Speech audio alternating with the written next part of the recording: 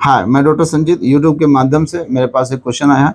आकाश जी हैं, इन्होंने पूछा है, सर मुझे फिशर इन्नो लगभग 1 साल से है और बहुत पेन होता है। कई सारी औषधियों का प्रयोग करने के बाद भी आराम नहीं मिल रहा है। तो कौन-सा क्रीम लगाऊँ? इनका ये क्वेश्चन है, कौन-सा क्रीम मैं लगाऊँ? देखिए, फिशर में जो है, जो घाव होता है, 1-2 प्रकार का फिशर होता है, एक्यूट एंड क्रोनिक। एक्यूट जो होता है वो जैसे आज मैं मोशन गया हूँ, आज मुझे चोट लगी, मुझे जलन दर्द हुई, थोड़ा ब्लड आया, तो ये एक्यूट है।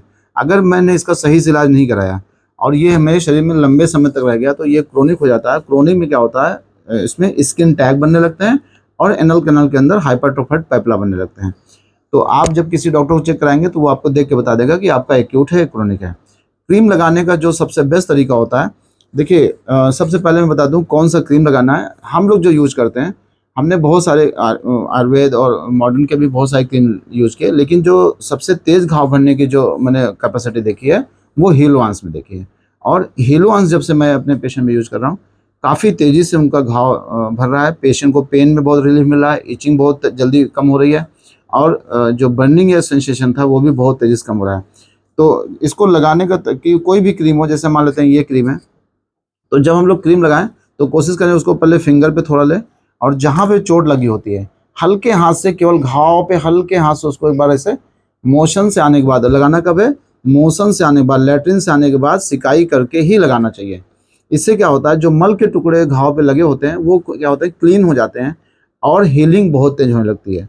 और कभी कोशिश करिएगा कि कोई भी क्रीम आपको लिखी जाए मार्केट में, अगर इस तरह का नोज़ल्स है, जैसे इसमें देखिए यहाँ पे साइड में ओपनिंग है और यहाँ देखिए यहाँ पे साइड में कट है। तो इससे क्या होता है, कई बार ये थोड़ा-सा चूँकि पेशेंट सेल्फ यूज़ करता है, तो कई बार ये गुदा मार के अंदर जाती है, तो इससे ही कई बार चोट लग जाती है। और इसकी एक सबसे गड़बड़ बात ये है कि जैसे मान लेते हैं हमने कोई क्रीम थी, जैसे एग्ज़ाम्पल में मैं आपको एक क्रीम दिखा रहा हूँ। अभी देखिएगा बहुत अच्छे से देखिएगा।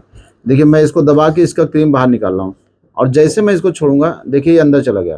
तो जब ये एयर को वापस खींचता है, तो क्या होता है कि जो अंदर वैक्यूम क्रिएट हुआ, जब वापस एयर गई, तो जैसे ही हमने कोई क्रीम, मान लेते हैं इस तरह की नोज़ल था, हमने इसको डाला, तो जब ये वापस एयर को खींचेगा तो हमारी एनल कैनाल की म्यूकोसा मेम्ब्रेन को ये चिपका लेता है कई बार। बहुत सारे पेशेंट को कंप्लेन होता है कि सर जब हमने क्रीम लगाया तो क्रीम का ये नोज़ल कई बार मलद्वार में फँस जाता है, तो इससे भी चोट लग जाती है। तो सबसे बेहतर है कि जैसे स्पेशली अगर मैं बात करूँ, हीलोआंस आप एक बार यूज़ तो करो, कम से कम 10 से 15 बार 15 दिन तक यूज़ करिए। एक बार अपने डॉक्टर की भी सलाह ले लीजिएगा।